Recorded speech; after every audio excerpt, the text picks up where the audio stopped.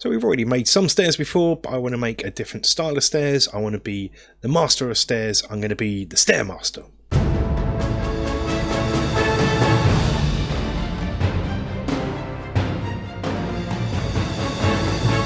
Hello and welcome to the Battle and Barrow and another terrain making video. In this we are going to make some spiral stairs, stairs that go up. They're going to be based on a 4x4 or a 2x2 patch of grid in our dungeon tiles.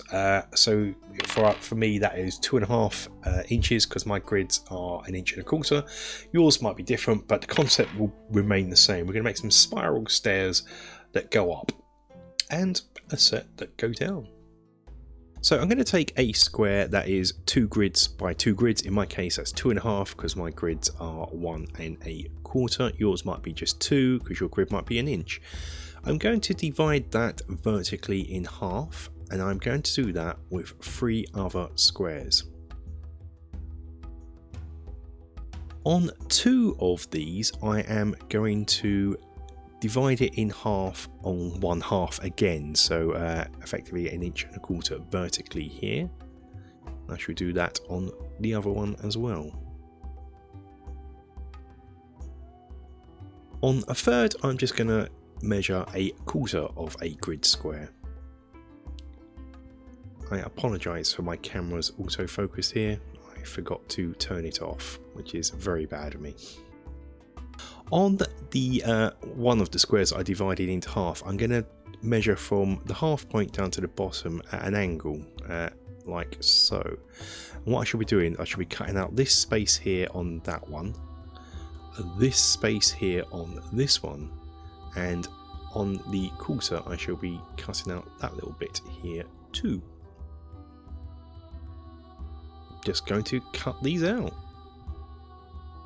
I'm going to keep the bits that I've cut out, the offcuts, to one side for now. I'm just going to glue them together, is what I will do. Put a part that is half as wide and then use the bits that I've offcut to form the return part of the stairs.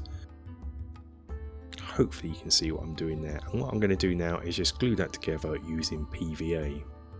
Some PVA may squelch out onto the steps. This is great. This is natural desirable because you can come on with some sand to add a bit of debris and texture to the piece.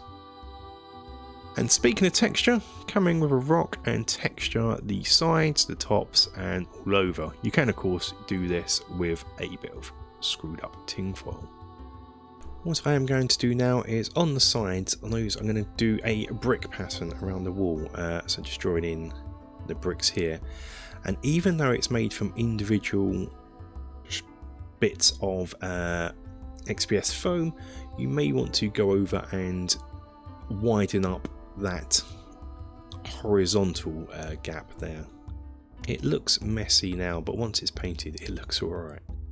Okay, so what about the steps going down? This is made using pieces similar to stairs going up, but we need to just have strips of them. So here I'm using a hot wire cutter just to take some bits the same nature of what we had before, but I'm just going to strip them down so they're just a couple of mil thick.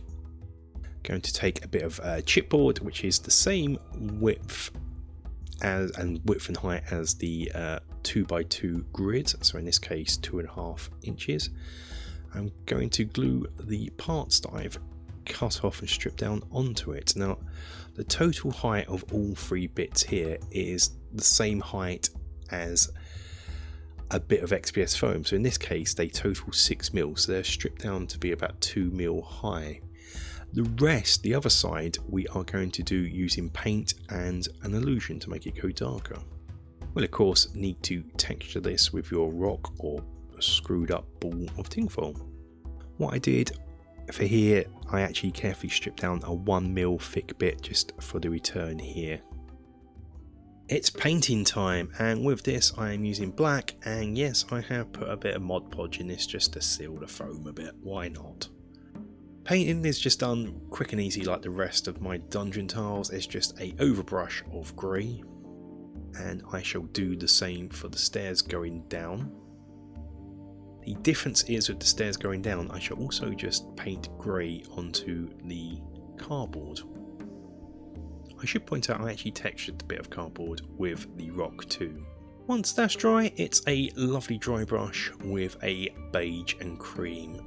You can at this stage give it a wash. I didn't bother here. Now for the stairs going down, we repeat the dry brush, but I do this top step fairly heavy, the next step slightly less, and then slightly less, and this is only going on this side. Now we need to mimic what we see here by using that paint effect.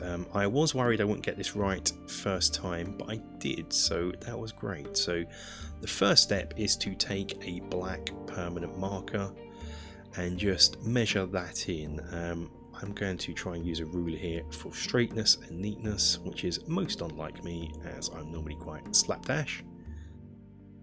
And so I'm going to do the initial line just to get it straight, and I will go over this a few times just to thicken it up and get it how I like.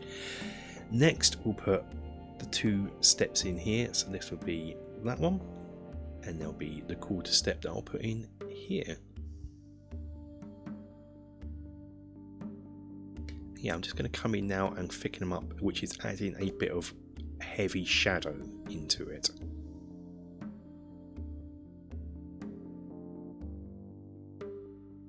And this is the bit that I was worried about. I was worried that I would not get this correct. So I'm coming in with a black wash. This is Known Oil. At the top here, I want it to be a bit watery, a bit more watered down. So what you didn't see here is before I dipped it in, I've sort of watered the wash down. And I'm going to apply this all over.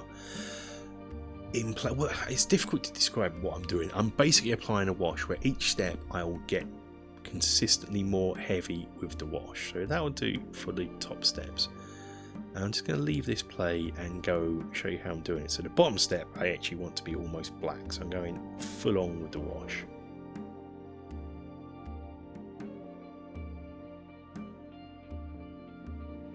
Trying to work out where the shadow would be, where the shadow would be cast. I thought I may have to do this multiple times, but as with this, what I do here, I'll do it just once, and I'm really happy with the result, which we shall have a look at in a minute.